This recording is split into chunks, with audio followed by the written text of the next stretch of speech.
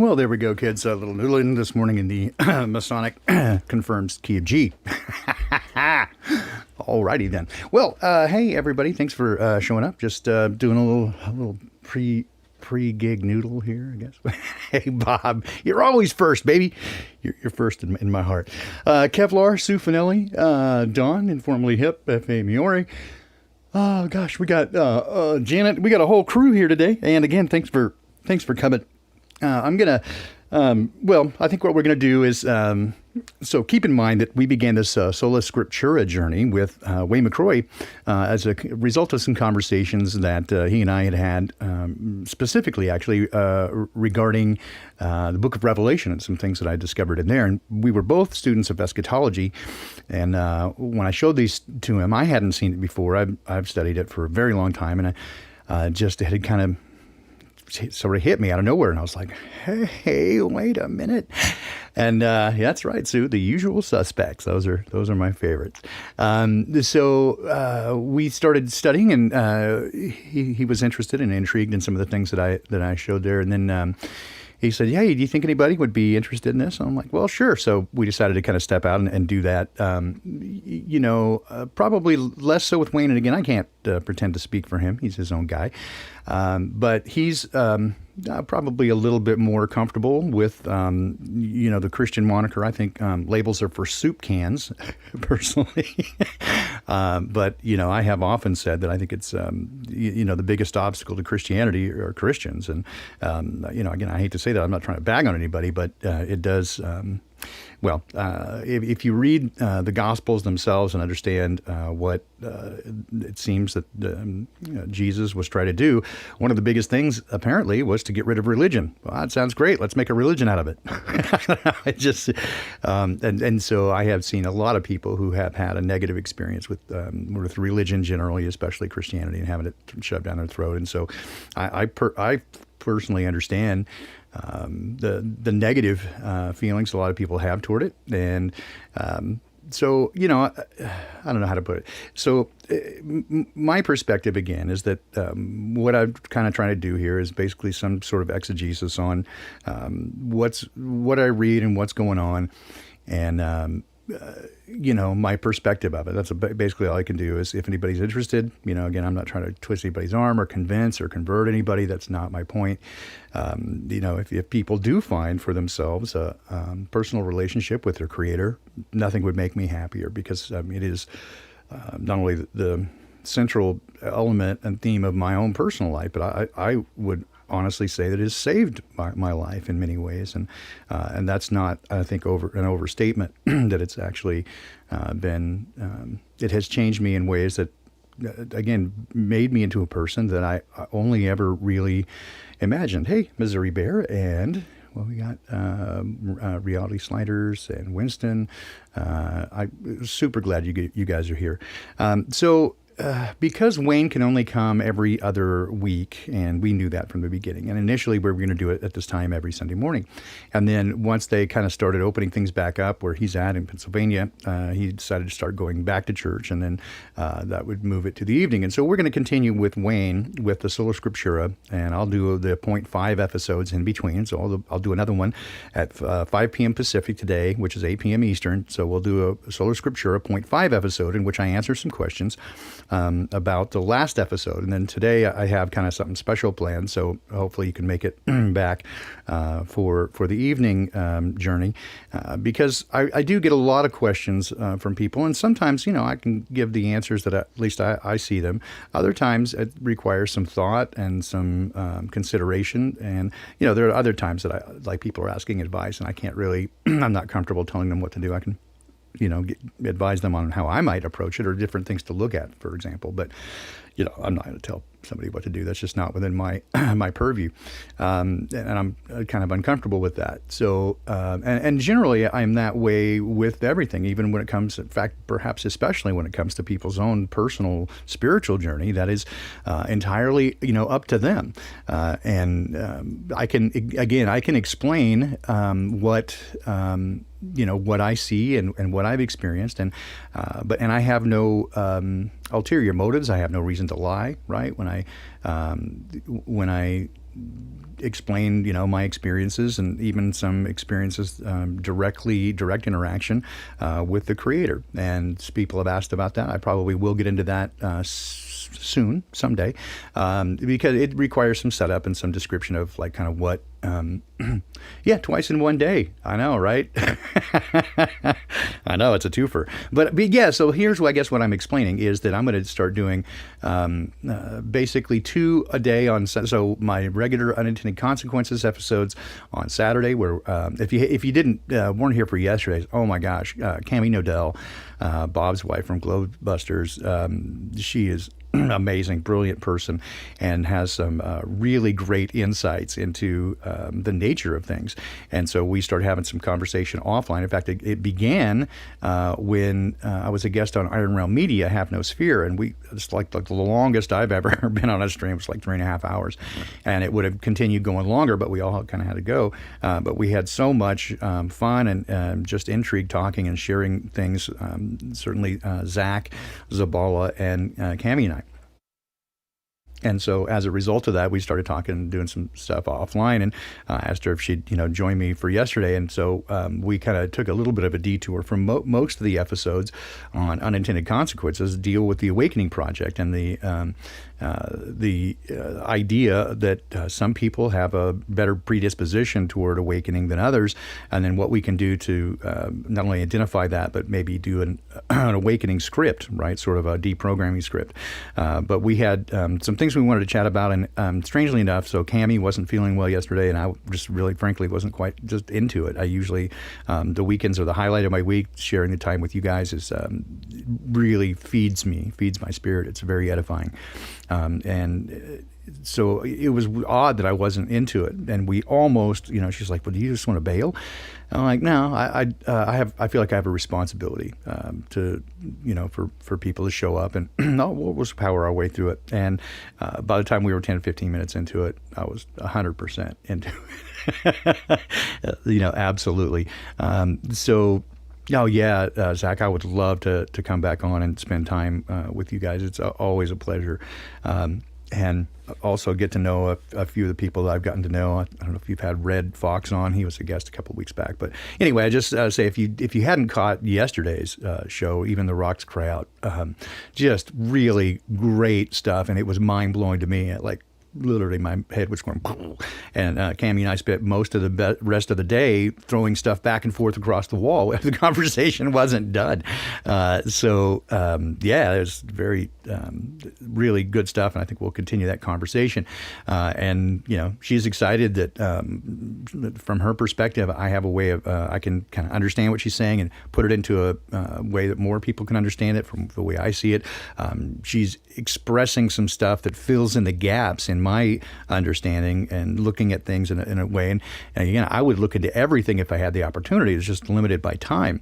And so when somebody can throw me some information and I just, grasp it right away and go, oh, yeah, that's totally it.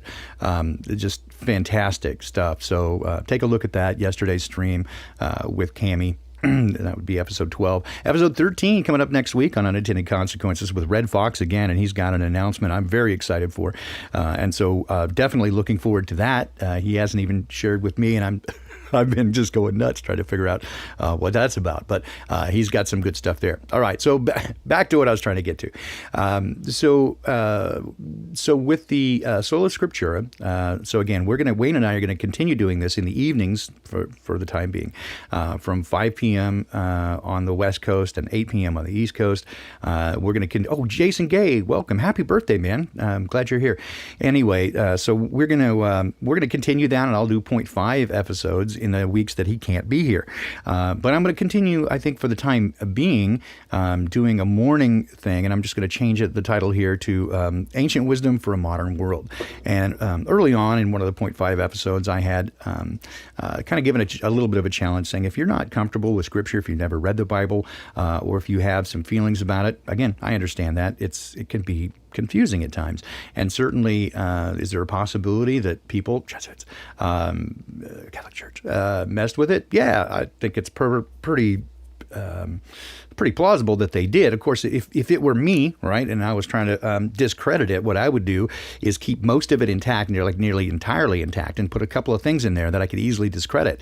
And so I could go, see, it's worthless, and you shouldn't trust it, and everybody would throw out all the good stuff, the baby with the bathwater, as they say. That's how I'd do it. But, whatever. But I do find an enormous amount of wisdom contained within the pages of this book, however it came to be, and whatever whatever means and methods. There are people who hold that it is the directly inspired Word of God. I think that there are certainly, from my perspective, portions of it that seem to be that way. There are much of it, especially in the Old Testament. What my perception is that these are people who had a profound experience with a supernatural being that blew their fucking minds, and they went through extraordinary measures to try to record that. But they also put in their own understanding of things, which of course would be limited because we're human, right? We're mortal, and we have this perception of things that may not be accurate. For example, in describing the creation, in fact, last week, Wayne and I did the fall of man in the description of Genesis, and I offered my view on this. It, again, is perhaps contrary to some of the traditional Christian theology of the fall, right? That this was a test of some sort, the book of knowledge, or the tree, rather, of knowledge of good and evil. Many people think that's the tree of knowledge, and that goes into the Prometheus story that the serpent, or whoever, Lucifer, did good by man. He's our savior in some ways by giving us wisdom and understanding that was held back from us by a greedy, angry God. Again, I definitely don't see it that way, but I think it's a twist of things, and certainly, again, that's a lie, because it's the tree of knowledge of good and evil. And so I kind of express some of my ideas on that. If you want to go back and check that out without getting too far into it, I'll just say that. But my perspective on it, again, is that this was a warning, right? Don't do that. It's a warning, and that what happened thereafter was not a curse and a punishment, but the direct result of that. This is why he warned us from doing it, because there would be consequences. And certainly we can see this just by observation, looking around us, and see that when you make decisions and actions, those have consequences. You're free to make your decisions, but you're not free from the consequences of those actions. And so that would be described in many groups by karma, or what have you. Just the principle of as you sow, so shall you also reap.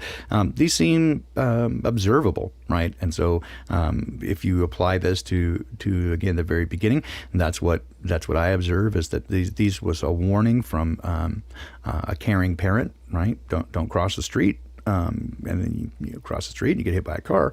Bad things happen, and that wasn't a punishment. That was simply the result of that. And I think that, to me, is indicative of the overall kind of battle that we're in, right? Which is the argument from the enemy, primarily, which is, if you give us free will and then we choose not to do what you say, and if the punishment there then is death, that is not free will. That's enslavement. But that seems a pretty good argument until you get into the truth of the matter, which is that by separating from the source of power, and that when you disconnect from perfection, you become imperfect, and then there are, yes, unintended consequences. Perfect, not Chiquita. Exactly. There are intentions, and then there are the unintended consequences of the results. And so when you separate from the source of power, then power ends, and death is the natural result of that. And so, anyway, that's my take. So here's what all that to get here. What I intend to do is continue the morning session on Sundays, in part just because I love hanging out with you guys. It's a good excuse for me to hang out with you. But also, I gave people kind of a challenge, right, to go to Proverbs. So Proverbs has 31 chapters in that book, and corresponds with 31 days and some months. And just a challenge is read one chapter every day that corresponds with the day of the week, and or the day of the month. And so I also would encourage you to do that first thing in the morning. It helps prepare you for the day. Did tourism affect your opinion of the Bible? Honestly, let me I'm going to move this up here so I can see it better. So, all right. Thomism effect. No. So here's what affected my opinion of the Bible. This is basically the story.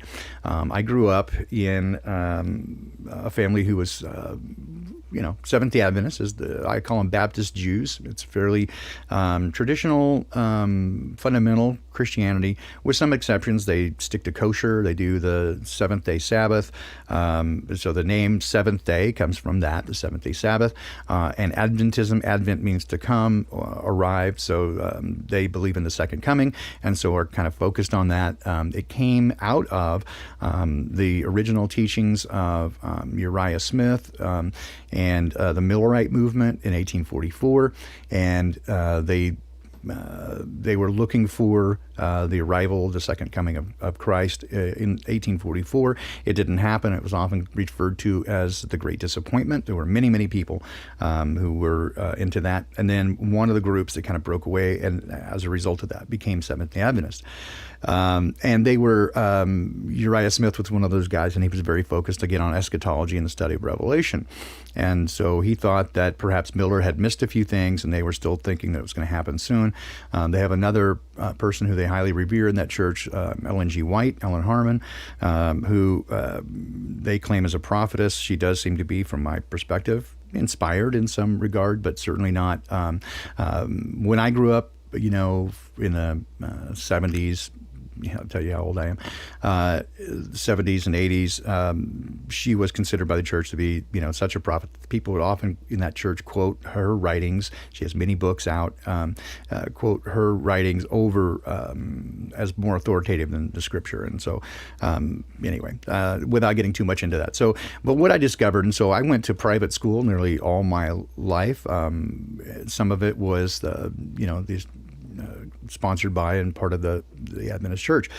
So I got a really good education because they're very good at scriptural study and systematic theology.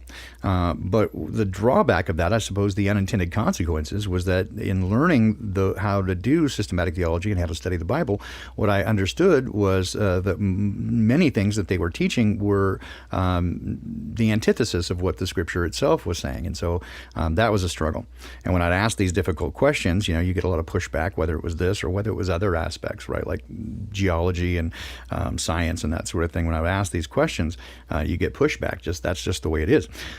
So with Scripture, basically, what I decided to do, many people that I know that have come to similar conclusions with whatever church or religion they go to, when they find things that are inconsistent, they just say this is hogwash and throw the baby out with the bathwater. It's a pretty common thing, especially when you're under a very legalistic system with a lot of condemnation. But I had previously experienced again, what I would consider supernatural stuff, or at least perception of unseen things. Ever since I was a kid, I was able had the ability, I don't even know how to put it. Stuff that I was, found early on never to talk about because it was not acceptable to speak about the fact that you could perceive unseen presences and you can tell if they're good or bad and that sort of stuff. And other experiences, again, that are considered like, woo, but I learned very early on, don't talk about that. So, yeah, don't throw your baby anywhere, right? So, yeah, the hypocrisy for sure, Nemo. But anyway, because I'd had this experience and I knew for myself that there was some unseen realm going on. So what I did was I just went from the idea of tabula rasa, which is a clean slate, and sola scriptura, which is the idea of the Bible and the Bible alone, that you're not going to use any external source to help you interpret it or take anybody's interpretation of it. You're just going to let it play out and read for yourself what it says. And so I specifically asked Dad to guide me and help me understand what was going on. Now, this is particularly relevant, I think, with the idea of the book of Proverbs, in that it's ascribed to Solomon, who was a son of King David, who later became a king of Israel. And he was, as a child, apparently, and this is so the story goes, he was approached by the Spirit of God at night in a dream and said that, you found favor with me, ask me whatever you will, and I'll provide that for you. And so rather than ask for long life or riches or fame or any of these things, he asked for wisdom. And the Lord was pleased with his request, and so gave him wisdom unlike any other. And he was, in fact, of such intellectual prowess that people came from all over the world at the time to meet with him and to pick his brains. In fact, it's claimed that the Queen of Sheba came, as well as many others, people of the day, to pick his brains and to understand his wisdom. And he became very wealthy and built the first temple in Jerusalem. And so it was as a child, based on that, I thought that was a really cool story. And so I asked for the same thing, for wisdom. And it was my experience that I felt like Dad gave me, to a degree, some of that wisdom and intellectual ability to understand things and to grasp them very quickly. And throughout my life, I've been able to learn very quickly. So, when people ask what my talent was, I'm like, there are many things that I can do, but I would say the thing that I'm most talented at is the ability to learn quickly. I can learn just about anything if I set my mind to it. It really depends on whether I like it or not, how much time I'll spend with it. And then in my between the age of about 11 and 13, I fell into a deep depression because I kind of described it as Da Vinci disorder, but basically this idea that he was all over the map, Leonardo da Vinci, and into everything. And so I kind of felt the same way. I was so into all these different things, but I learned very quickly.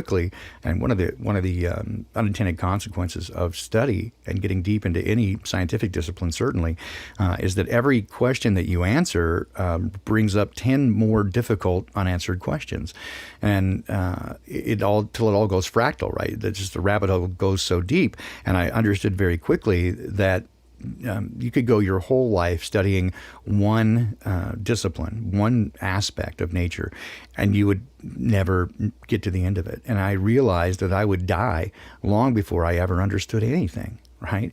And so it just... I was terribly depressed. And then I got out of it, that's not... not uncommon, I suppose, for people when they first start to get into understanding things and realizing how deep the rabbit holes go, and that's a disappointment. But in any case, I kind of bounced out of that by understanding that, well, what I would do is just try to, one of the things that I came upon was the idea of multidisciplinarianism, or what we would call, polymathism, or, the Renaissance man, or whatever, that if you study a wide variety of things and look for links between them, they all help you open each other's door. So, for example, the inverse square law is one that goes throughout so many. The fractal rabbit hole, right? I like it.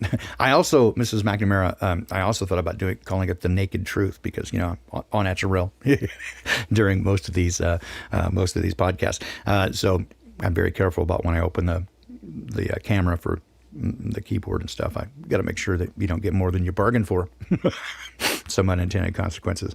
But yeah, in any case, so the idea that studying many different disciplines will help you to understand aspects of each of them. And there's much correlation between them and tangent points between these different things. One of the things, for example, I fell in love with music, and yeah, well, you're welcome, Jason. And again, happy birthday. Just so tickled that you're here, and you've been a great supporter and friend of the show. I early on, again, learned I fell in love with music. My mom was in a traveling gospel band before I was even born, so I kind of grew up around the sound guy and got very interested in that and the technologies behind it. So I didn't have a great deal of talent for music like some others that I've met, but I did have a love for it. And so I just kind of, learned it to a degree that I was, satisfied. And so I started playing music early on. But also I liked cooking, and I found very many, very many correlations between the idea of cooking and the idea of mixing music, seasoning, and use great ingredients and don't screw it up, right? These sorts of things, find the best possible ingredients, and so I found many correlations there, and that's some of the metaphors that I've used in understanding more recently. That, for example, I loved chemistry, and one of the things that is true about chemistry is that you can do a lot of prediction and analysis with the idea of using Avogadro's constant and understanding the nature of putting together atoms into molecules and how to get them to combine. But one of the things that I early on thought was that the atomic model and the molecular model was, a fractal or a holographic view of the universe, right? If you take a look at the solar system and that sort of stuff. And then once, of course, I bumped into the idea that the solar system was a bunch of bunk, and the cosmology and cosmogony that we were taught is misdescribed by a long shot. And I was like, okay, well, I bet that what they're talking about in the atomic model is misdescribed as well. And I started taking a look at it, and this is, again, some of what we were talking about with Cami yesterday, that I have come to a position of taking a look at the way these things work. Like, for example, the atomic model has nothing to do with atomic weights, but it has to do with frequencies and vibration. And then somebody sent me over a poster of Walter Russell's from the Universal One, and his description, he had two posters that showed his view of the periodic table, and boom, it's right on. I had done some basic math in using Avogadro's constant to try to figure out some things, and I did find some clusters and groups that certainly were relevant to this idea. I haven't worked it all out yet, but I was pretty convinced with the idea that what we're looking at here is frequency and resonance versus atomic weights and SP, D, and F suborbitals with the number of electrons. Anyway, I guess all that to get here is learning different things, right? And being sort of an autodidactic polymath, or that you're mostly self-taught. I mean, I do have letters provided by universities, but most of the stuff that I've come to that's really good is through self-teaching and really far outside the mainstream view of academia, and often going back, as for example Crow does, to the furthest extant source you can find. That usually has the better information in it. Hey, Deuce, yeah, for sure, everything is connected, and so I've again come to this place of, at least in my view, understanding that everything is interconnected, and there's a panpsychism, I guess is one way to describe it, that there is a kind of a universal mind, if you will. And so anyway, all that to get back here is that there's wisdom to be found everywhere. And so unlike many, for example, Christians who get really butthurt and uptight about things like the tarot cards or even, chi, or even to an extent using acupuncture, right? Or the idea of divination, tea leaves, that sort of thing. And there is some express stuff that's in Scripture that says be cautious about that and using divination, because it can lead to an open door. And if you're looking just for answers, if you open the door to anyone unseen who can provide those answers, or unknown or deeper knowledge, you might inadvertently open the door to someone who's willing to provide it, but it does not have your best interest in mind. And from my personal experience, the best source of information and wisdom comes from the creator of everything. But he's often not very good, this is also my experience, at also not very good at answering why. Right? There are many things he just doesn't directly answer those questions. Basically, none of your business, right? And that kind of leads into what I wanted to sort of set up for tonight. Tonight's episode, the point 5, is that in between, and so I often try to address these questions, that we get a lot of questions about things and people musing and asking questions, and often people will begin like, hey, I don't want to offend you. And I'm like, why would I be offended, right? Like, just because you don't see things the way I do, or you have a different view of things, that's not going to offend me in any way. I mean, if you're, an asshole and you got to be, just be a dick, okay, I mean, that's offensive, but I'll never judge on anybody for what they think or believe. Sometimes I do judge a little bit based on behavior, right? You just don't got to be a dick. Even if they believe the same things I do, if they were a jerk, then I would not be cool with that. But you're never going to offend me by asking questions or saying, I don't believe that. Okay, good. I mean, fine. I may, again, see it a different way, or there are times, that I will speak with conviction because I have experience with it. And Eric DeLion and I have talked about this a few times, where, I'll say there are very few things you can know with certainty. And he's like, well, you can be certain of these things. I'm like, well, yeah, you can be certain of it, but I feel uncomfortable saying things with certainty to state it as a positive claim of fact when I would prefer other people find this out for themselves because, again, from my perspective, and this is proven out by other people, Marshall McLuhan was big into this idea that knowledge, right, is imparted information. It's just data, and mostly what we do, if they believe in wearing masks, yeah, well, it's their behavior, right? I don't care what they believe; it's their behavior. So they're free to do it on their own. But if they're mask holes, then that's a different thing, right? So it's primarily behavior driven.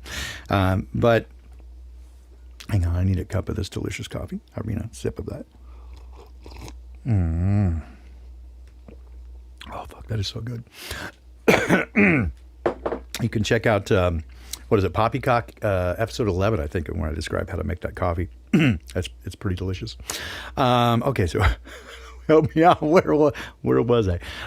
So Eric DeLion saying you can't know some, you can know some things for certainty. I'm like, yeah, there are things that I'm convicted of, or at least I'm comfortable. I've researched them to a place where I'm comfortable in that. That I'm, it satisfies to me. For example, one that Bob at Globebusters is big about is the firmament, right? There's a preponderance of evidence that strongly suggests that there's a firmament above us. Can I prove it irrefutably, empirically? Again, there's a lot of evidence that suggests it. And so in that case, if you use what I call abductive reasoning, which is a combination of inductive and deductive reasoning, then yeah, I can definitely get there. And it does seem to be the most likely scenario. Can I prove it beyond a shadow of a doubt? Probably not, because those who don't believe it, again, even if you walked them up to it and showed it to them, they would argue against it. But there are certain things that, again, in my view, right, is we can research and know to a certain level of confidence, and there are some things that I'm pretty confident about, but I would not make a positive claim of fact to say that you must believe it the way I do. Your perspective of it's going to be different. And again, this idea that knowledge is one thing, imparted knowledge, but understanding is the experience of it. Right, and I've likened this, for example, there's two guys, and one reads a bunch of books about mountain climbing, but he's never been outside of his apartment in Manhattan. But he's read 12 books, and in fact, written a couple of books about mountain climbing. He's considered a world expert about mountain climbing, but he's never been he's never been on the mountain. And then you've got a Sherpa who's illiterate, right? Never read a book, never wrote a book, but he's been to the top of Everest 14 times. Which one do you want to guide you to the top of the mountain? Well, I would say the Sherpa. If you go with the guy who wrote the books, you're going to die, right? He might have knowledge about it, but he has no understanding whatsoever because he's not got no personal experience. And then you've got the other level, which is wisdom, which to me is this idea of being able to sort of foresee, taking the knowledge and the understanding, and then being able to look at it, circumstances and sort of be able to overlay those and go, yes, this is the most likely scenario. This is most likely what's going to be the outcome of this. And so wisdom, again, has been said that wisdom is a result of good decisions, and good decisions are the result of poor decisions. So hopefully, of course you want the Sherpa. Exactly, Nachikita. Exactly. So you want the people that have the personal experience. And from my from my perspective, that's maybe what I can offer, is that I do have some of these personal experiences that I can offer, at least what they've been like to me. One of the things that's come up many times, right, is this idea of when you talk to God, that's prayer. And when God talks to you, that's psychosis. Right. Of course, I don't see it that way. But there are many people over history who have claimed to hear from God. Hallelujah. Right. And got a prophecy, all this sort of stuff. And they certainly make an ass of themselves. And I think reflect very poorly on Dad when what they say, doesn't come to be. And they're certainly very, very far off the mark there. So again, I'm very cautious about expressing the things that that I hear in conversations with Dad, although, to be fair, most of those things have nothing to do with anybody else but my own internal life, right? I mean, much of my dialogue with Dad has to do with the way that I perceive and the way that I manage myself in this difficult circumstances of life. It is a pretty shitty place out there, and for the most part, I mean, often just as a result of people. I mean, it's a gorgeous place, and the flora and the fauna is fabulous, right? I love the critters, most of them. Not fond of mosquitoes, but dogs and cats and all the stuff. So Eric's Bible says faith can be evidence of things not seen. So the way I read it there, Eric, is that faith is actually a verb, right? It's an action. So it's the difference between I believe that staircase will hold me to the difference in walking up it. Walking up it shows faith. It's an action, right? So it's putting pressure on it. And so to that degree, I have again my experience and my understanding, right, is that through experience primarily that I know Dad to be good. The very definition of love.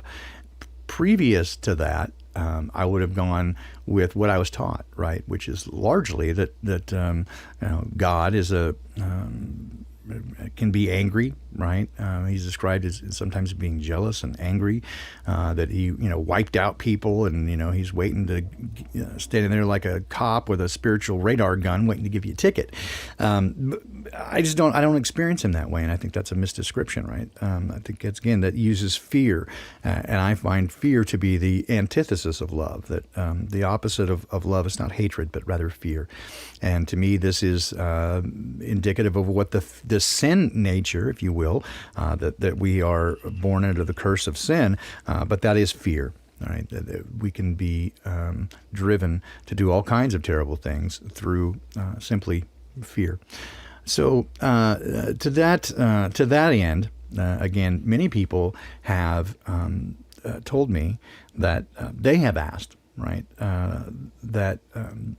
So from my perspective, again, I don't try to tell people what to believe or what they should think about Dad. I go, if you want to know, just ask him. Right. I think he wants to talk to people and he wants to interact with you. In fact, from my perspective and my understanding, that is the why of he did all this in the first place. That's why he created everything, is because he desperately wanted relationship. He was very lonely by himself and created all these things to be in relationship with. And so to that end, he made us in his image, that we were designed to be in relationship.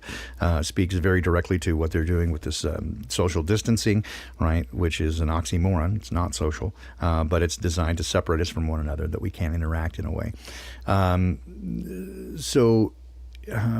Again, my experience is that, Dad is the very definition of love, and that everything he does is to make us into the person that he originally intended us to be before the world caused us, our interaction with the world caused us to develop some very unhealthy coping mechanisms, right?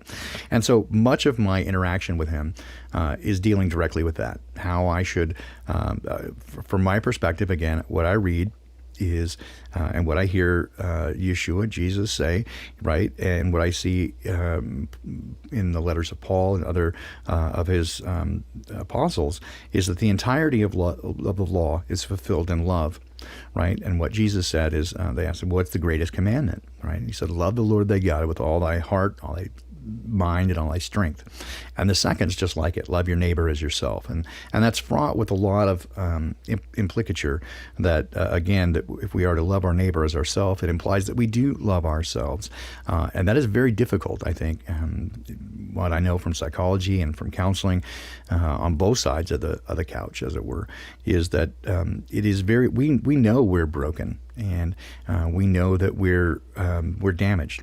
And we're terrified. Again, here's the fear. We're terrified that people won't like and accept us if they know that. So we put on this happy face, or we put up a front so that people will like and accept us. And that I've often said it's not what I think that matters or what you think that matters. It's what I think you think that matters.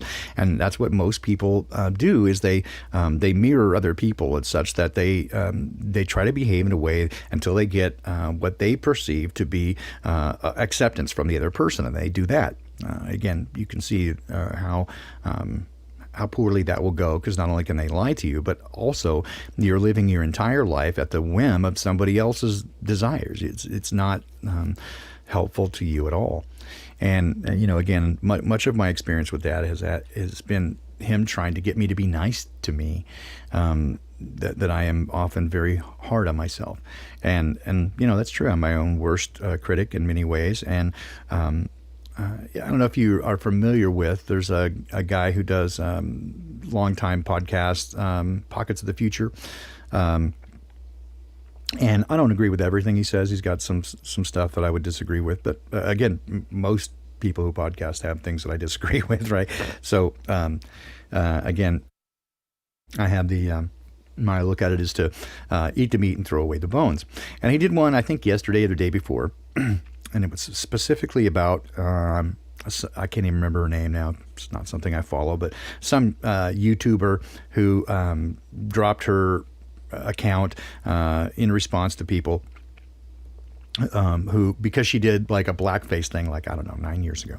And she's basing her actions. Hey, Rethink. That's awesome. Thank you. Again, let me finish. Just bookmark here, because I got to say thank you to a bunch of people who sent stuff, and it's just terrific. It just cracked me up and thrilled me. But anyway, in his it's about 12 or 13 minutes, and he starts off, and it's primarily about that, about her decision to do that. But she's she's kind of kowtowing to and pandering to these people, but he goes into a really true thing, how currently society is embracing the brokenness, and what he means by that, and because I would say yes, it's great to embrace the brokenness in terms of this is the way I see Dad. He loves the brokenhearted, right? And he loves the contrite spirit, the pride and the snottiness he wants no part of. And so for those who say, yeah, Dad, I'll believe if you just show up, just prove to me that you exist. I don't think he's very into that. But it's the contrite spirit. It's those who seek him with an earnest heart.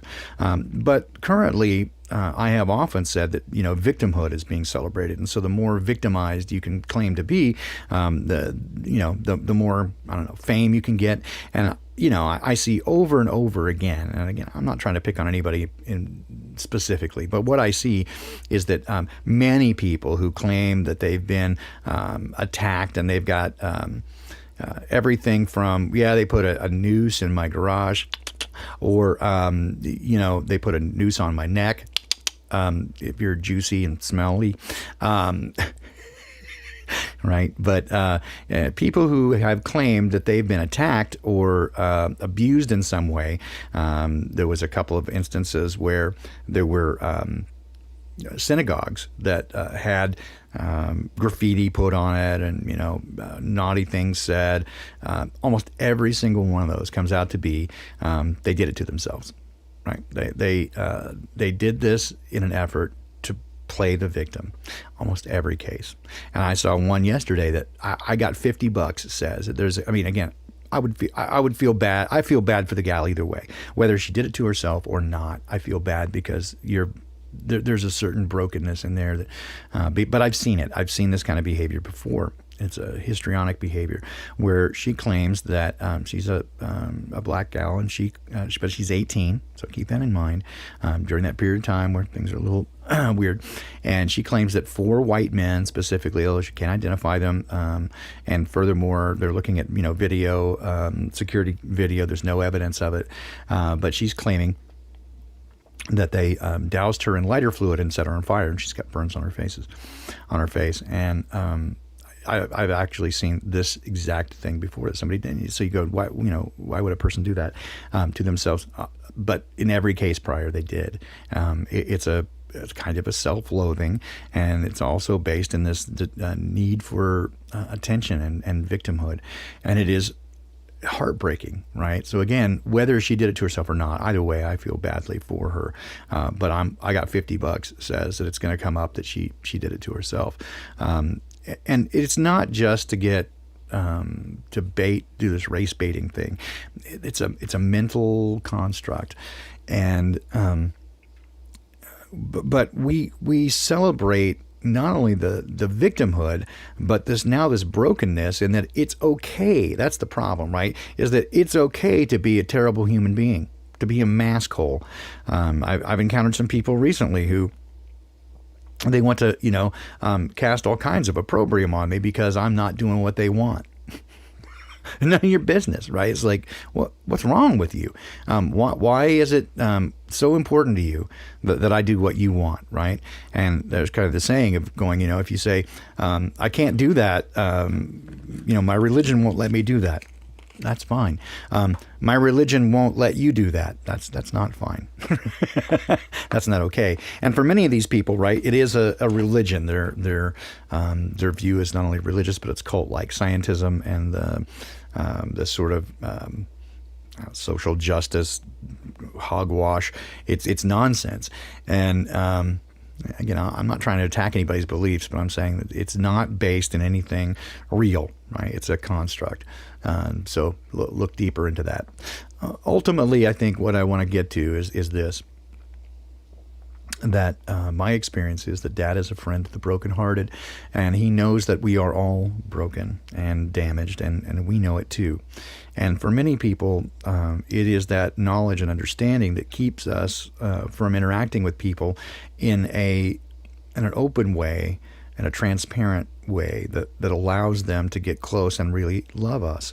I have expressed before that when I was learning to do counseling, one of the things that we had to do was to keep track of our internal dialogue. And I was shocked and horrified to not only discover that most of my internal dialogue was negative, but not just negative, really cruel. But one that I had never really thought that I'd put into words was this one. And it was the most repeated thing that I said to myself, which was, no one will ever really love you.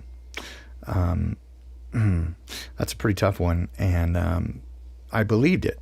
And I believed it so much that you can imagine how that would affect my relationships with others, especially those who claimed that they loved me. I would not trust them and thought that they had ulterior motives. So as a result, I didn't believe that I was worthy of being loved. And one of the things that, again, we know from developmental psychology is that we must first, we need acceptance even before love, because if we don't believe we're accepted, we cannot receive genuinely love, right? And that is what I see most people need more than anything, is love. They are starving for it, and without it, they become like a mean dog, right? And dogs are, as you know, aren't mean. The only time that they get that way is when they're mistreated and they're afraid. And this is what I see happen to people, right? They become afraid and they become mean. And this is what social distancing is absolutely exacerbating, is without the ability to interact with each other at a vibrational level. Hey, I love you too, Dawn, informally hip. Yes, it is, again, so important, I think.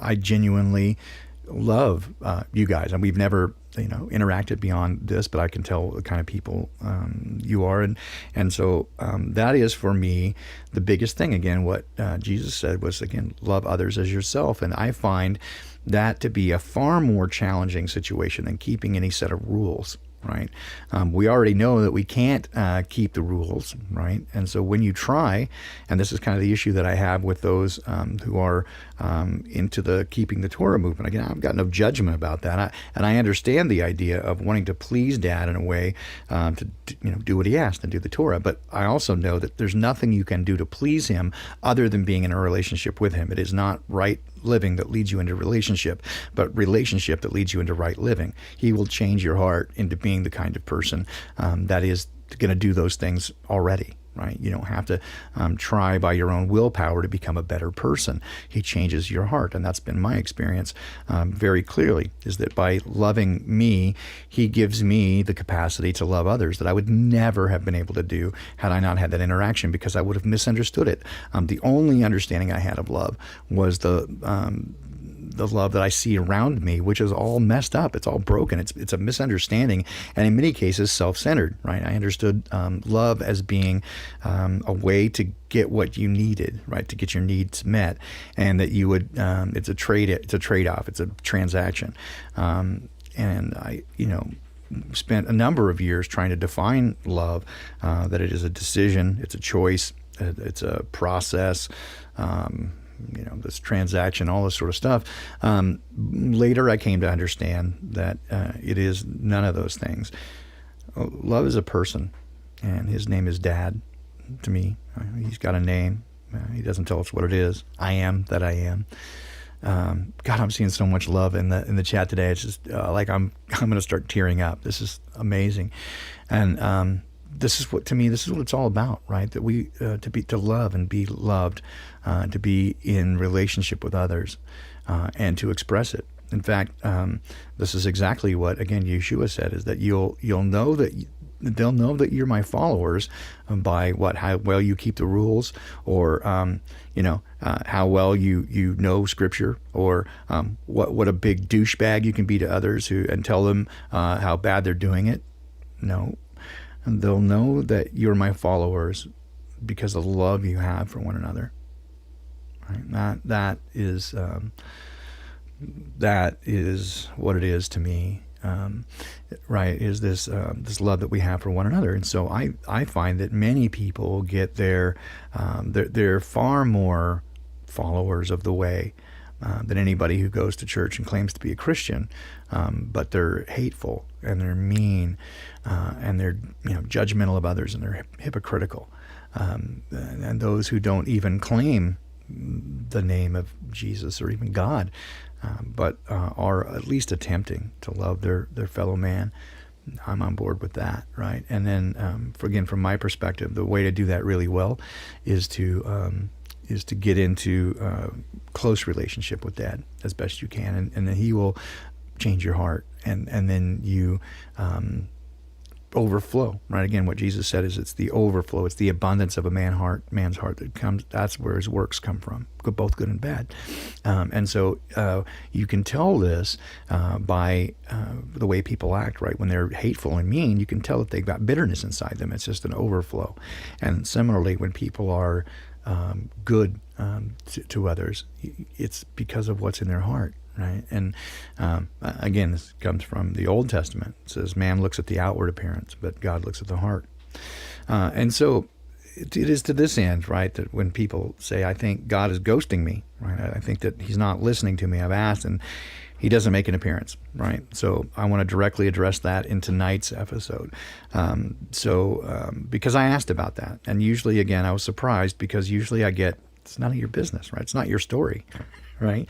So it's not your business. But he did give me something of an answer, and so I'm going to share that with you for those many who have asked that specifically, and just it's up to you whether it resonates with you or not. But I'm gonna do hopefully something special tonight. We'll do it together. But we're gonna do so. I guess by way of announcement, we'll do it this way. Hang on, I need another sip of this amazing coffee. Give me a second.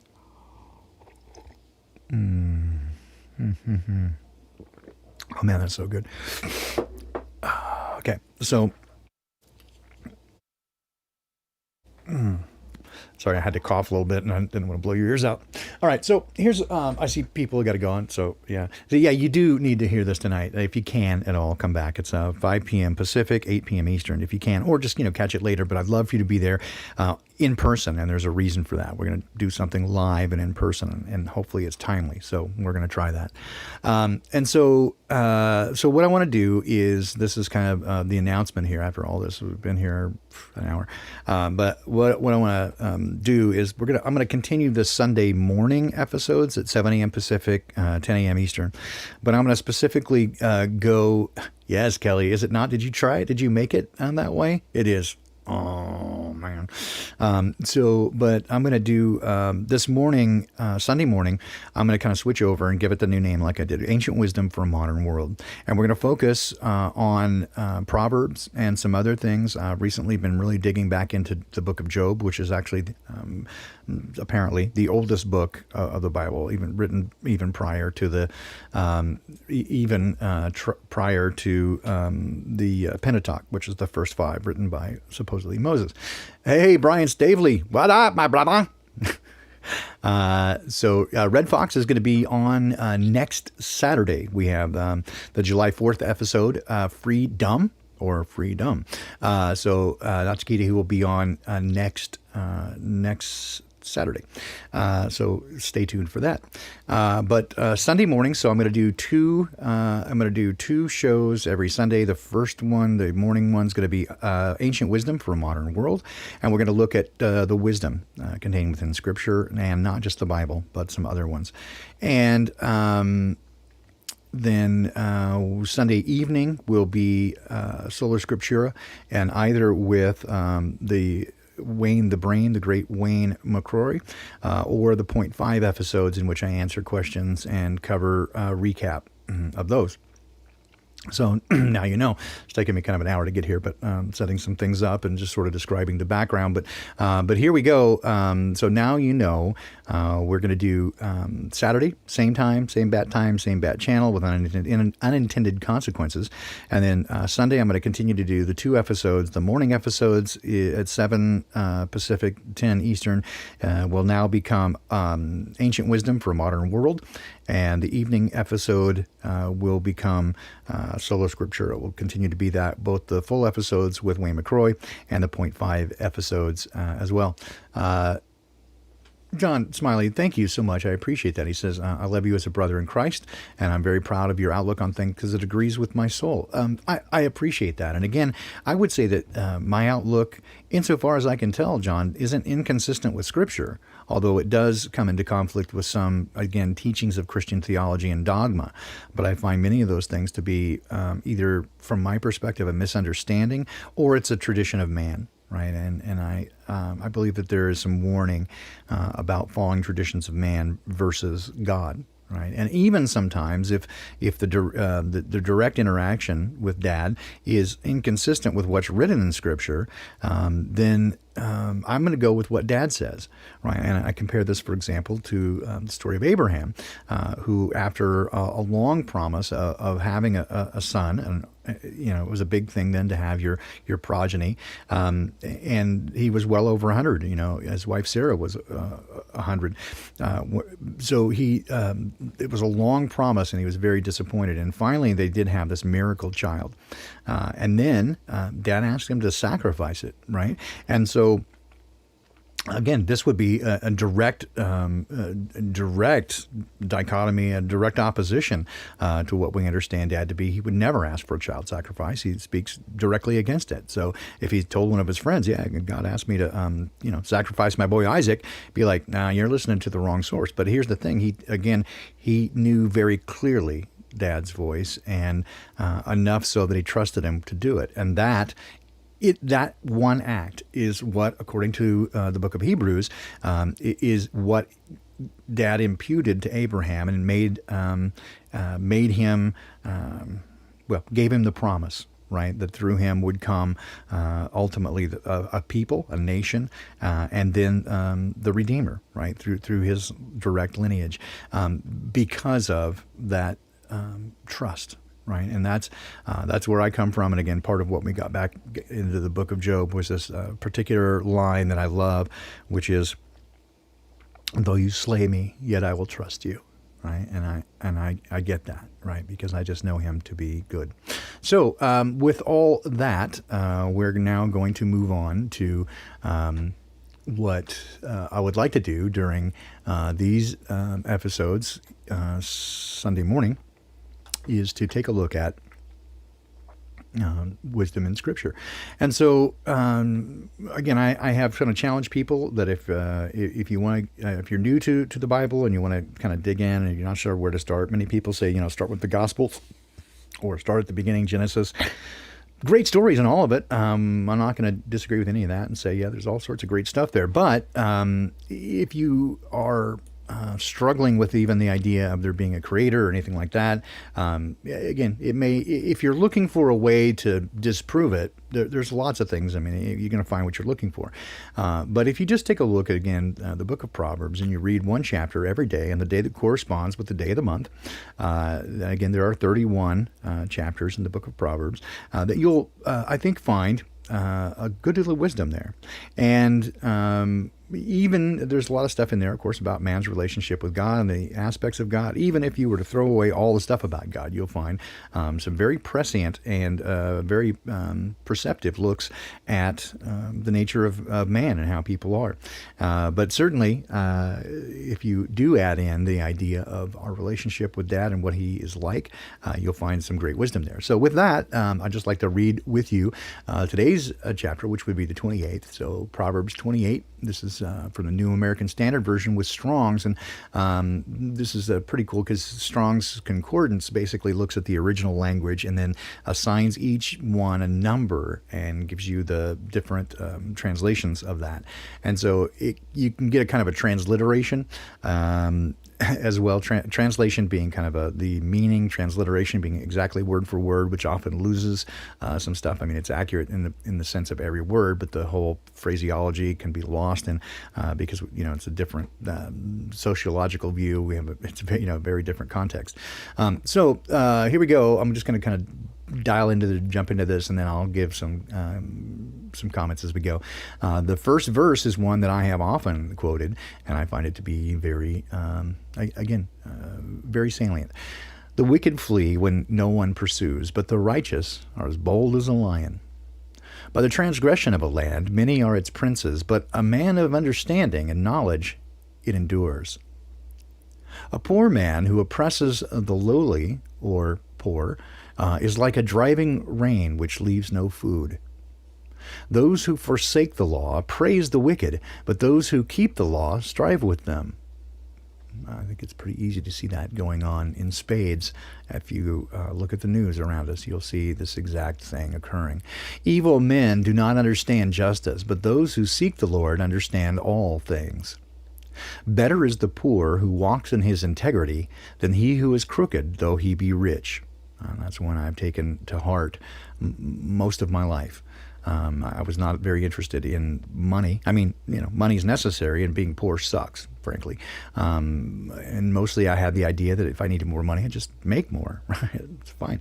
But I was not ever interested in it to its own ends. But it's a tool, right? And certainly I like having it better than not having it. And the last few years have been really terrible in terms of not having it. But it was certainly a lesson for me. And learning compassion. I never understood the plight of the homeless until I became almost homeless. And then I very quickly understood things and had a lot more compassion for people. "He who keeps the law is a discerning son, but he who is a companion of gluttons humiliates his father.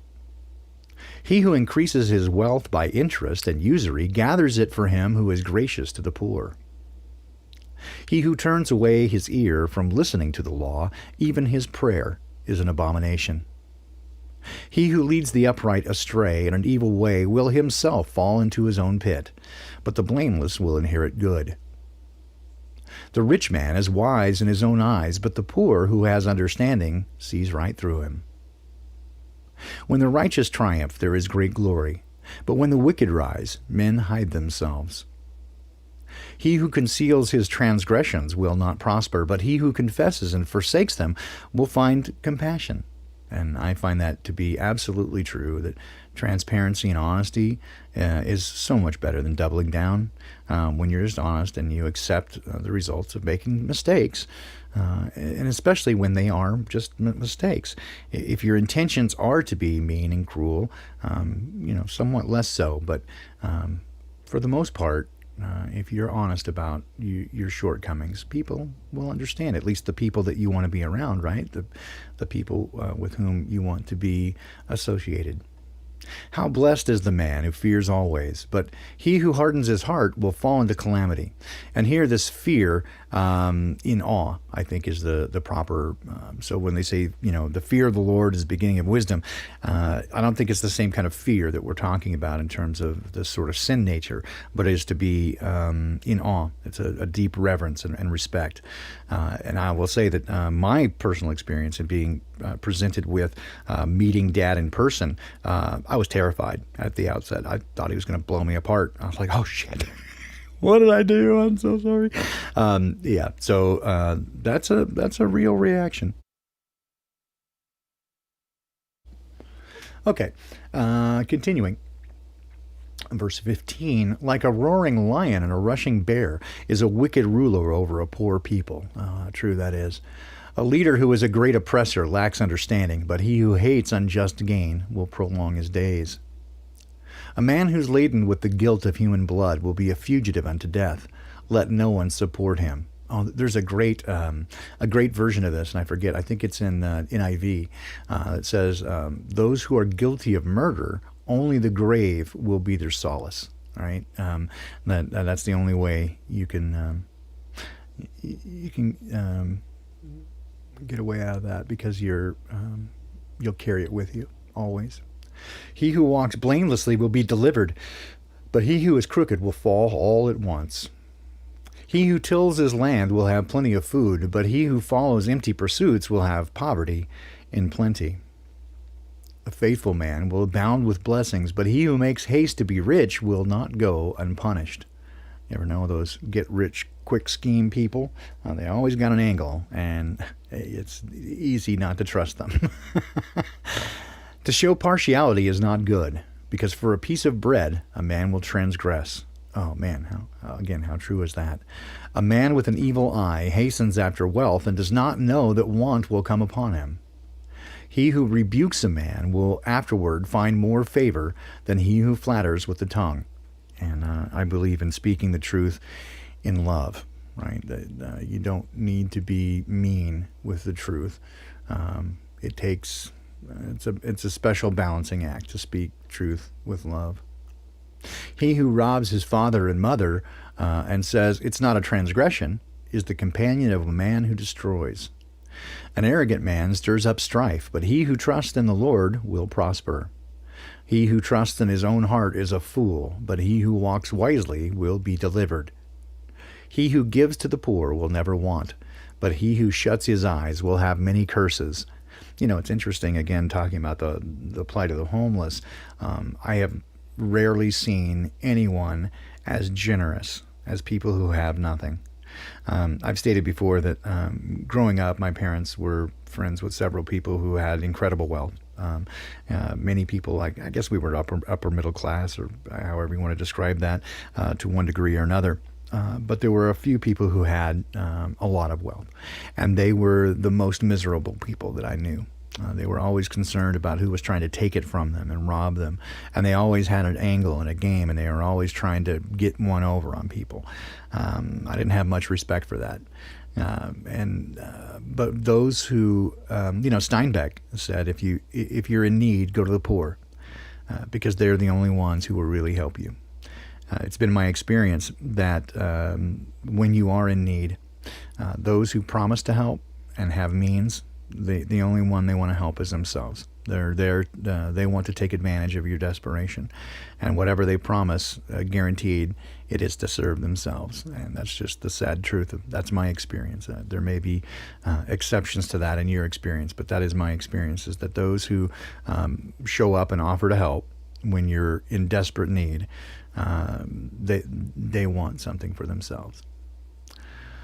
And it is those who are the poorest who are the most generous because they understand and they're quick to help.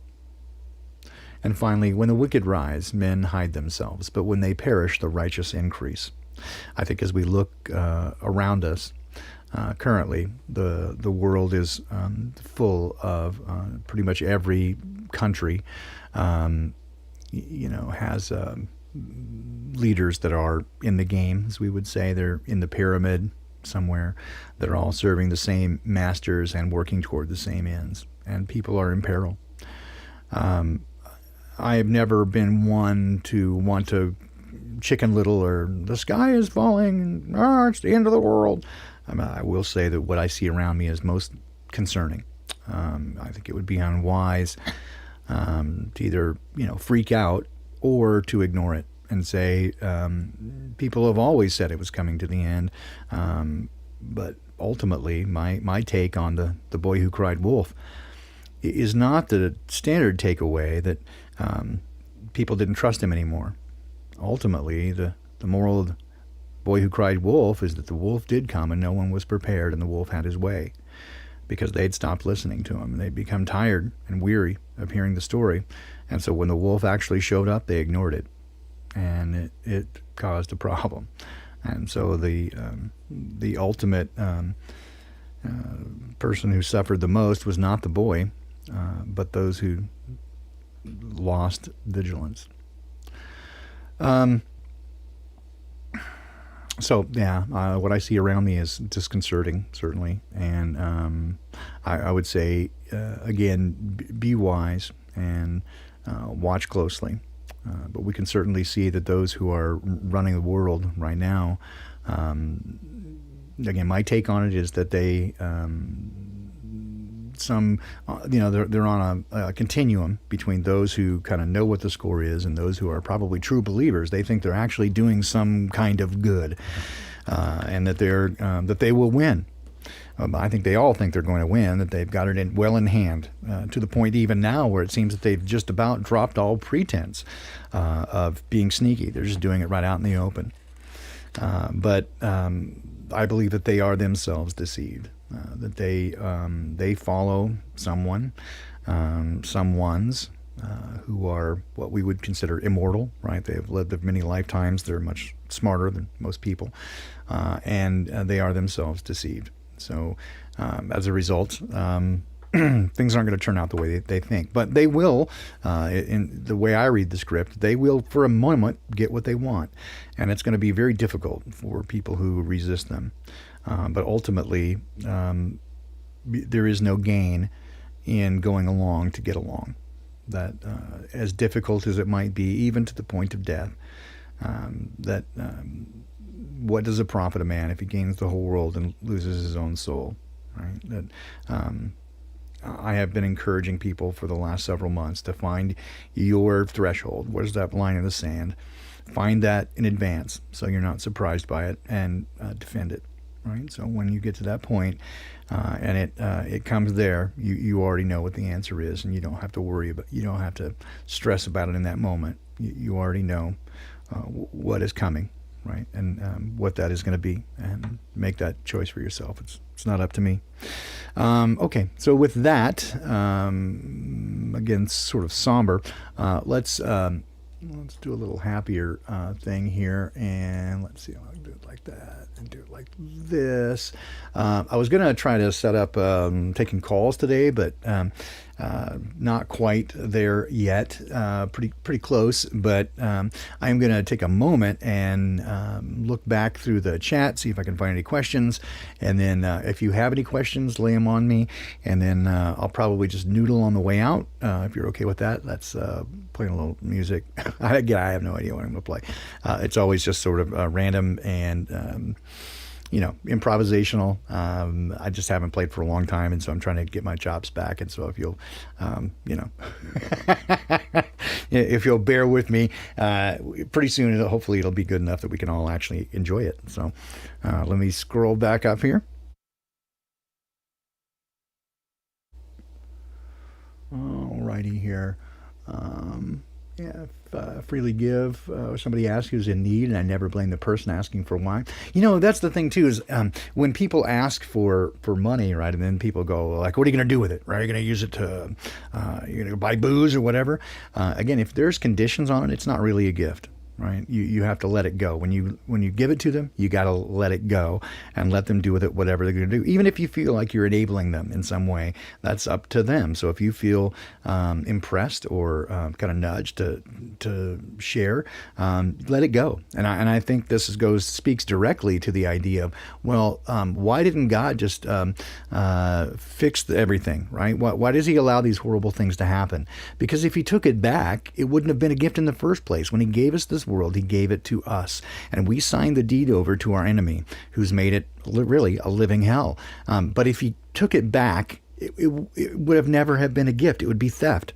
So ultimately, what He had to do is let it run its course to the end, right? And to demonstrate the nature, this is the result of what happens, and then He'll make it again new. That's the way that I read it.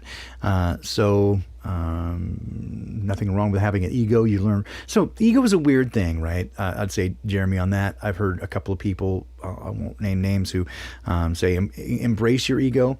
I just say, right, true humility is not found in calling yourself a worm, right? It's not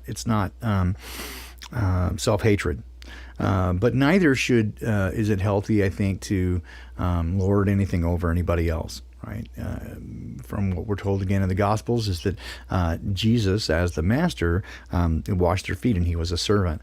And I find that this is how I put it. Right, instead of power over, it's power under. By lifting people up and serving them, do you give them power to increase? Right. If you look at it from the idea of, for example, the Rush song, "The Trees." Right, and the trouble with the maples, and they're quite convinced they're right. They say the oaks are just too lofty, and they grab up all the light, right? But the oaks can't help their feeling that they like the way they're made, and they wonder why the maples can't be happy in their shade. But now there's no more oak oppression, for they passed a noble law. For the trees are all kept equal by hatchet, axe, and saw. And that's exactly what we see with this new idea of equality that's coming out with the New World Order, and that Ewan is talking about it, is that they're going to make everybody equal, but they're going to do that by bringing everybody down, right? So the least common denominator. They're not going to lift people up. They're going to tear everybody down. Let's see here. People don't love each other. They trade each other. Maybe you want to gloss that, Nachikita. Many people don't love each other. You know what, Nachikita, I'm the same. I follow the teachings of Jesus. I don't follow Christianity as a religion. I don't really call myself a Christian. I think labels are for soup cans. Probably maybe one of the biggest differences, or I guess would be closer to Christianity, is that I do accept the idea, and I understand the idea of Jesus being a savior, as in appropriation for the curse of sin, not for individual sins or actions, but as that we're poisoned, and it's the antidote to the poison, and the reason for that. I'll get into that later. I think I touched on it a little bit in a 0.5 episode, but it's confusing for many people, but I'll get more into that at some point. Let's see here. Yes, that is Rocker Chick. I'm down with you. Rush had a lot of interesting things to say, although I'm pretty sure, from what I see, that they were what we would call controlled opposition, but that's often where you get a lot of truth, right? Plenty of it. Sorry, I see that. I keep coughing. All right. Love is a big word.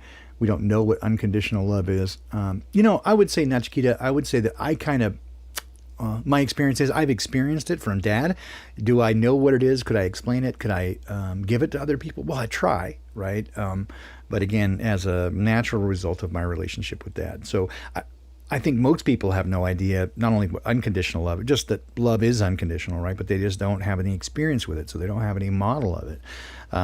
So I would say, to me, that's the only true representation that we have of it, is from Dad. right? And so, in my experience, and from what I understand from other people, right, and reading ancient wisdom in a variety of places, is that by beholding you become changed. Whatever you focus on, you become that. Whether you're looking at the enemy or yes, I do have allergies. Informally hip, I do. This is a hay fever type thing. So raw honey, I have some. It's maybe not great, but stinging nettle tea I don't have.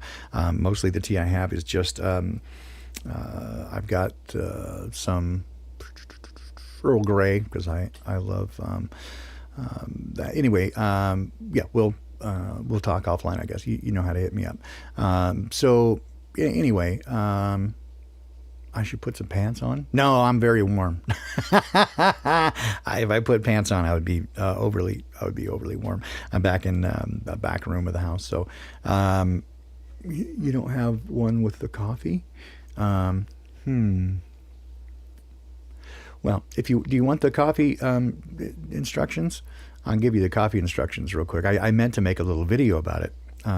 But the idea is that it has it's specifically to do with intention, right? That's a big part of it. But I use filtered water. I wish that I had a distiller. I don't. My parents have both reverse osmosis and distillery, so they're really cleaning it up good. I don't. So I use a filtration system. But anyway, good water and then good beans.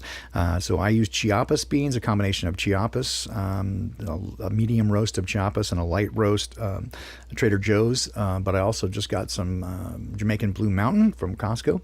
And so I usually make a blend of beans, sometimes three or four ways, but save it for the cooking show. Yeah. I'm already into it now.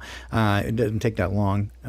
So you take the beans, make sure you're looking for something that's got oil on it. You don't want the dried out ones. Care for it.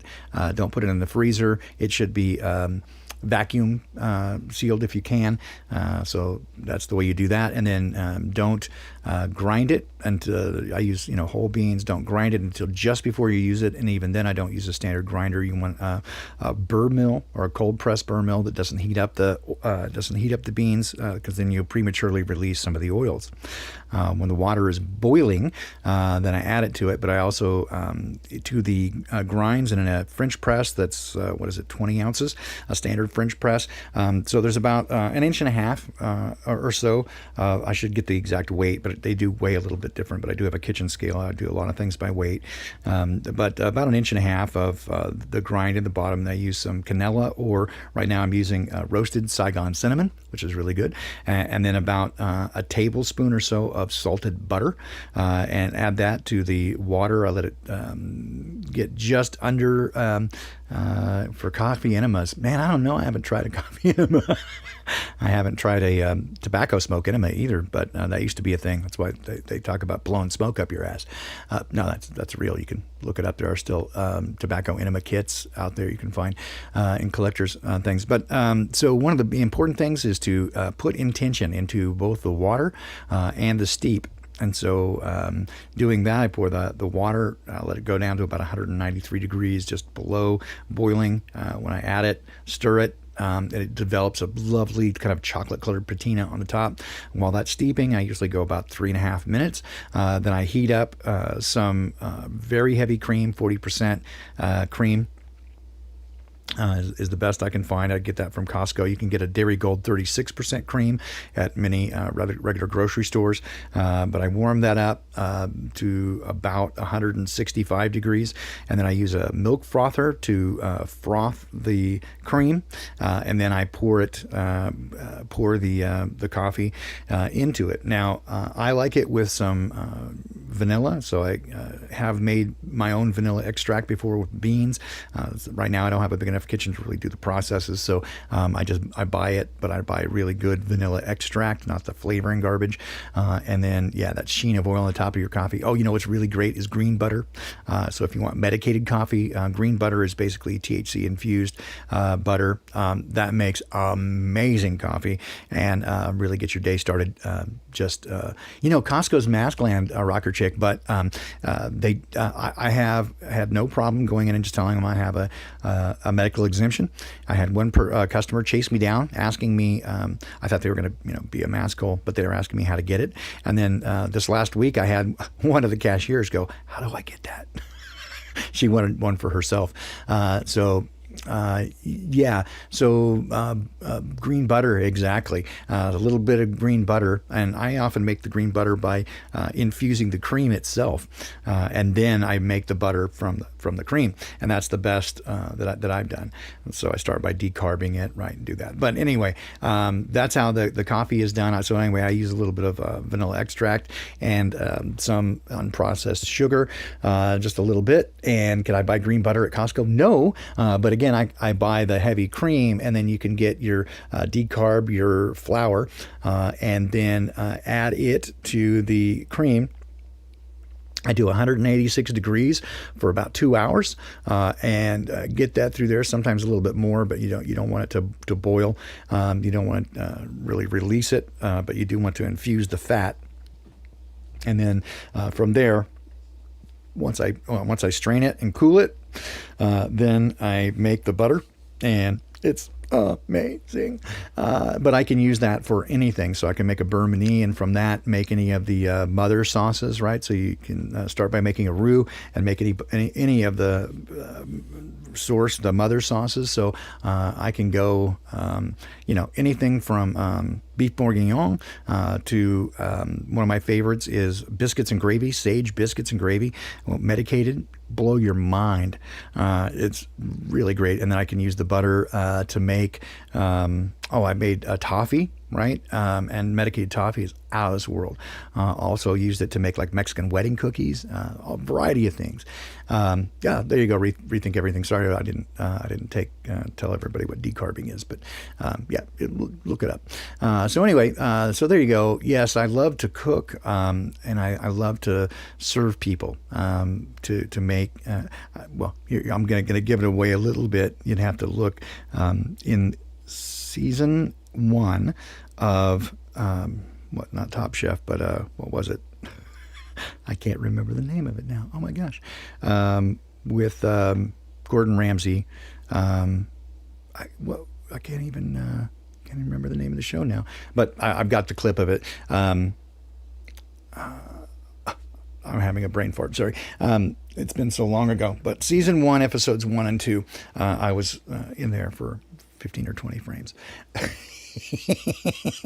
And then everybody's going to go looking and see that. But you don't know who, unless you know me, you don't know who I am. But not Hell's Kitchen. It's the one with amateur chefs. So not Top Chef, not Greatest American Chef. I don't know why I can't think of it. Anyway, do I cook in the same outfit as you? No, because I'm scared of getting burned, right? So I do have a chef's jacket that I wear. So you can find me now. Yeah, again, it's only like 15 frames, like literally about a second in each one of those shows. I still can't remember the name of the show. I don't know why. It's not Hell's Kitchen. It's, again, for amateur chefs. And I don't know why I can't think of it now. I've got the clips of it, and the reason I didn't get in the finalists to be on the show was because I didn't have any aspirations of becoming a chef professionally. I was like, well, then it would be work, right? So anyway, so there's that. I know I want some medicated coffee now. So anyway, yeah, if you guys have any more questions coming up on 8:30 now, so be about Not America Cooks. I'll find it. I'll let you know for sure, and I'll get, you can go running down that path trying to find my picture. Not Bake Off. I can't believe why I can't think of it. I'm just having a moment. It almost came to me for a second. I'll find it. I'll let you know tonight. Because I'll remember it. As soon as we get done, I'll remember and go, I'm retarded. Anyway, so anything else? You guys got any questions, comments? I did want to say thank you to a bunch of people. So somebody sent me, I picked up this week when I went to my post office box. By the way, I'll spam the chat with that. I'll put it in the show description as well. P.O. Box 2248, Lynnwood, Lynnwood, Washington, 98036. So I showed up and there was a Master Chef. There you go. It was Master Chef. I remember it now. So the first 2 episodes of season 1 of Master Chef, I was in that. Let's see. So I went to my post office box and something was there from Amazon. I was like, I did order some things from Amazon, but I usually send those to the locker nearby. I didn't know what it was, and I opened it up, and I realized it was to Baldini, and I went, aha! And they didn't say there wasn't a note in there or anything, so whoever sent that, thank you. But it was an adult coloring book, inspirational. The title of it is, You Are Fucking Awesome. I was like, you're fucking awesome. No, that was awesome. Thank you so much. And my lovely bride is totally into it. She's like, I'll color the shit out of this. Also had a lovely note. So somebody, keep in mind, we have also, and I'll show you this, unintended, I always misspell it, consequences3@gmail.com. Don't forget the Awakening Project. And when can you start sending super chats? I think soon enough. They have to approve me. They did approve me for the partner program, but they did not. I don't know. I think I still have to wait for them to say yes. Do I talk while I'm brushing my teeth? You know what's weird, Winston, is that I am almost mute other than doing these shows. People who I work with, they would be shocked to know that I do anything like this or talk as much. I really am fairly quiet these days.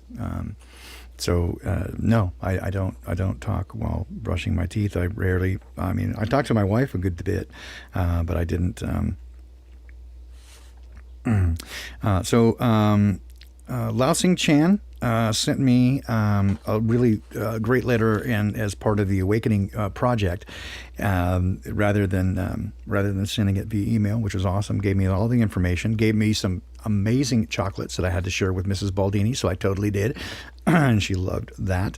And also a contribution that ended in 777. So intention shown there. And so thank you so much for that.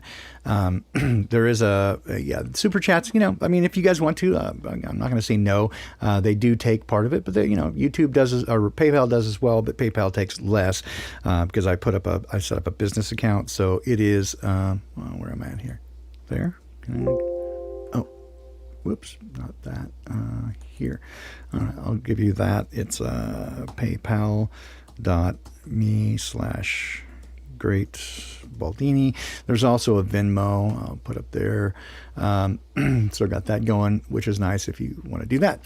Thoughts on the Bible stating we're not to eat things like pork in the Old Testament. It's all good now. So Fathead, that's a great question. And keep in mind, of course, that as I said, I grew up as a Seventh-day Adventist, and so they're kosher, so pork was verboten, although I loved the smell of bacon. I do now love bacon and sausage. Here's my take on it, right?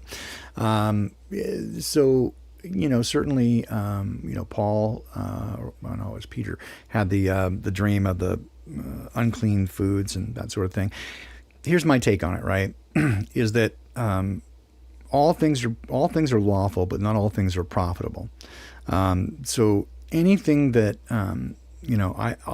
all that I do try to do to the glory of God, right? You just put it that way. Everything, whether it's, for example, my job, this is what fulfills me, spending this time with you, and in part, I do it because I wasn't being fulfilled at work. I'm not doing what I used to do, and obviously I get paid a lot less, but I couldn't do the corporate work anymore with a good conscience because I wouldn't sell my integrity at any price. At least I have that, right? I don't have to feel bad about what I'm doing, but it doesn't feel like I'm helping anybody really or doing anything of value. But I still do it to the best of my ability. I'm not going to just give them, X amount of work because that's all I'm getting paid. I do it as well as I can because I do it for Dad, right? That's how I do it. And so everything that I do that. It's the same way. So I could say, well, all things are lawful, but not all things are profitable. And as you look at it, right, the reason that some of these things were made not kosher, pork, for example, is because it's trichinosis, and there's other things as well as, for example, the seafood, right? Only eating fish that have scales, because many of the things that are very tasty, lobster and shrimp and that sort of stuff, they're bottom feeders, right? So it's kind of nasty. And there can be all kinds of, again, unknown negativity things there. And so, as with most things, right? So, for example, here's one that people often get tripped up with is chastity. Is it a good idea? Well, I don't think that there's many people think, for example, that we're prohibited from sex before or outside of marriage because, God wants to keep you from having a good time.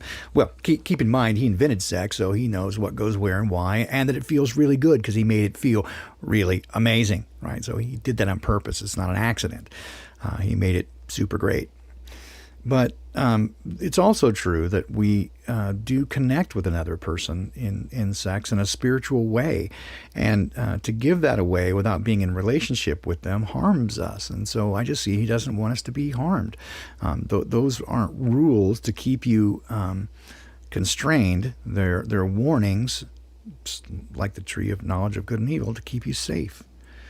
And so when it comes to these things, I don't think that the legality of is it a sin to eat pork or shrimp or whatever? I just don't see it that way. I see that, again, the intention there is to keep us from harm. And so, do I eat bacon? Yeah, from time to time. Sausage, that sort of stuff. I'm not a big fan of like pork chops and stuff, in part because I grew up not eating it. And so it just kind of weird to me. And also, my stomach doesn't deal with it as well. But I love meat, although I can't eat as much of it as I used to because I'm getting older, right? Just like I can't do, milk because the lactose gets me. And so, I use lactose-free milk and that sort of stuff. But, I was a vegetarian for a little while. But then, I really like the meat. And it wasn't from, many people do, will joke and say, how to tell if somebody's a vegan? Oh, they'll tell you. They will fucking tell you. And I go, if it comes to cannibalism, eat the vegans first because it's the closest thing to grass-fed you're going to get, right? So at least they self-identify. You go, oh, yeah, you'll know who they are. Thank you. Because I think, game animals, they have this, their superpower is turning grass into meat. Yeah. Anyway, so when it comes to the stuff like that, like the food, and here's what Paul said about it, right? Is that a few things, and I agree with these. The idea that again, one, when you're trying to keep rules, when we know that none of us can keep them well, but you're trying to keep those rules, even if your intentions are good, saying, well, he set rules for us, so I'm going to keep those rules because it would be disrespectful to not keep them. Again, from my perspective, it's not right living that leads you into relationship, but the relationship that leads you into right living. The closer you get to him, the more his spirit leads you. And so it's not going to lead you into doing anything that's weird or bad. Right. And then, so we got that going for us. And then we've got those who do it unto God. They do it for their own reasons. And so I don't have any place to judge people who do, like keep Torah or want to do rule keeping or whatever.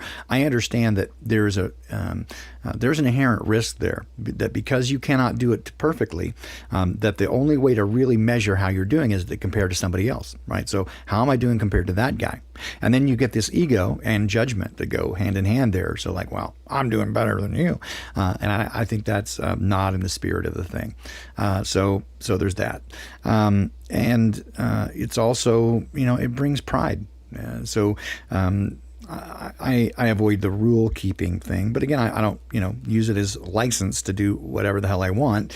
I just try to stay in relationship. I don't, I explain it this way. I don't, cheat on or do anything bad to my wife because I love her, right? It's not that I'm afraid of afraid of what she'll do or she'll get mad or whatever. I just, I don't want to harm her because I love her, right? That's just how it is. So it's the same with Dad. I don't want to do anything that would disappoint or harm him or make him feel bad, right? So I want to be a good kid. And also I know that what he wants for me is the best for me always. And so it makes good sense that I would want that. So that's my take on it, right? Is that, but again, Paul says that those who do those kinds of things, they're weaker in their faith, is how he describes it. So don't use, if you have a stronger faith, like I would say, I guess I do, that those things don't bother me. This doesn't come to mind. I'm more concerned about trying to love the unlovely, which is really difficult. It's much more difficult than keeping rules, and trying to love yourself, right, and keep a good balance there, and then to I correctly identify what Dad is saying through all the noise of everything, right, and to make sure that I've got it right, and to be cautious. And so when it comes to that kind of thing, right, so I'm not going to judge anybody else for what they do, again, or what they believe. The only judgment, I don't say, it's not even judgment. I try to be very practical, right, and I'm all about efficiency. So, for example, if somebody tells me they're having an affair, right, I just go, well, that's not very efficient, right, because it's going to damage your relationships. It's unwise. It's going to hurt. Not because I judge you and, oh, you're a bad person. It's just that's going to cause pain, and the outcome can't be good there, right? So that's the way I look at it. So I don't, but it's not my place to tell another person how to do their walk. It's not really in my business. If I see them doing something that might harm them and I care about them, then again, I have to choose how to approach that and see if it's wise to speak the truth in love, to say, can we talk, right? Because I'm afraid that this is going to cause harm, and maybe you want to consider that. So again, I try to be cautious about that. But again, don't use your faith as again, a way to show off, like, well, I don't have to do any of that because I got it all worked out. You're a weeko, and you're panty-waisted, weeko, because you got to do these things to make yourself feel good. Again, it's not my place to judge their motives, and it is all about the motives, right? And so if someone wants to serve Dad in a way that includes the keeping of the original laws, and they feel like that brings them closer, super great, right? That's I get it, I understand, but I also know that there's an inherent danger in that it creates it opens the door to a sense of pride and a sense of comparison to others, that will lead you down a path that and again, if you're looking to those things rather than your direct relationship and communication with Dad, then you may miss what he says to do. Just like the illustration of Abraham. If Abraham said, well, it says right here in the book, I'm not to kill my son, so that can't be you, right? He would have missed everything. Red Fox, hey man, thanks for coming by, and I can't wait till spending time next week. I'm very excited and very curious to know what you have going. You keep giving me hints, and it drives me crazy. But anyway, so my take on it is listen very closly to the instructions and the direction of Dad and the Spirit, Dad and Mom, if you will, and J-Bro, Junior, the way I see it. So anyway, that's my take on those kinds of things, right? It's not my position, not in my purview to judge others or tell them what to do. I can give them, again, if they ask, and allow me to speak into their life, I can give them my view on things and how I approach it, and what things they might consider that they maybe haven't, because we all do have a kind of a myopic spot where we can't see ourselves, even me. Right. Anyway, so there's that. Again, we're now coming up on 2 hours. It's way longer than I anticipated. Last chance to get some questions or whatever in. But I did want to, again, say thank you to everybody for their contributions, donations. Again, you can continue if you like. I'm not twisting anybody's arm, but I'm humbled and honored when you guys think of me. Hang on a second.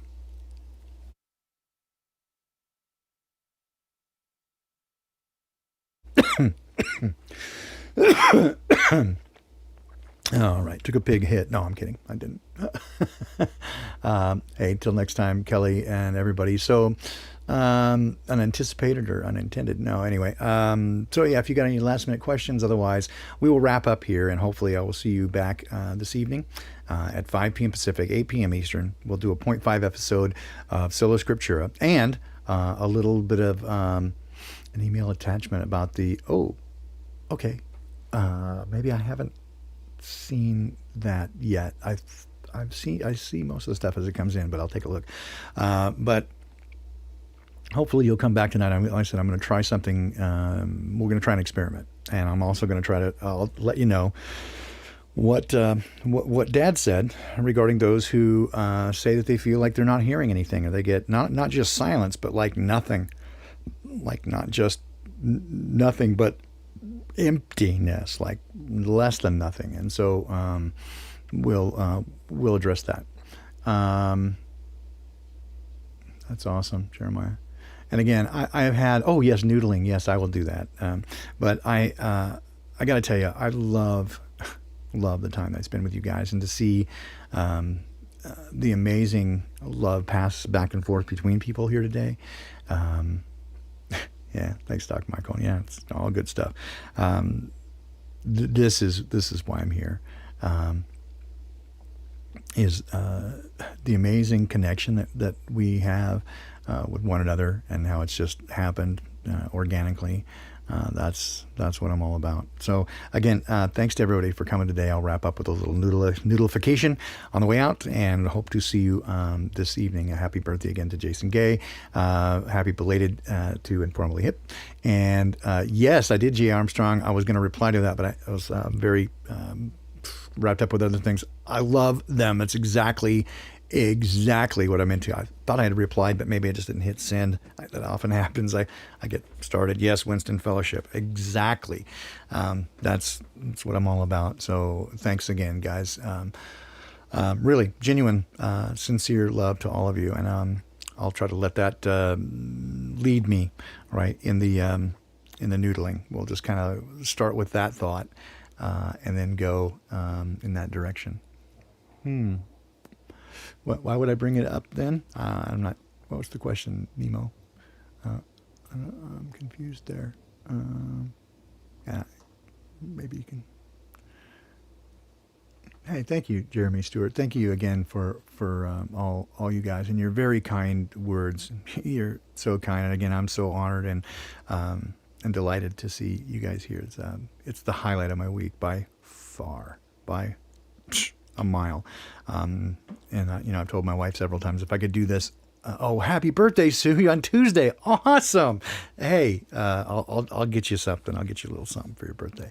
But if I could do this forever, this is what I do. And I am trying to figure out if I can to find a way to reduce some of my hours with my regular work, so I can do more of this, because this is really what it feeds my spirit. It is edifying. So we'll noodle on the way out. Hang out as long as you like, and I'll give a few minutes of that. It's helpful to me and enjoyable, and I hope that you enjoy it. And then I hope to see you back here tonight. Thanks. Love you guys.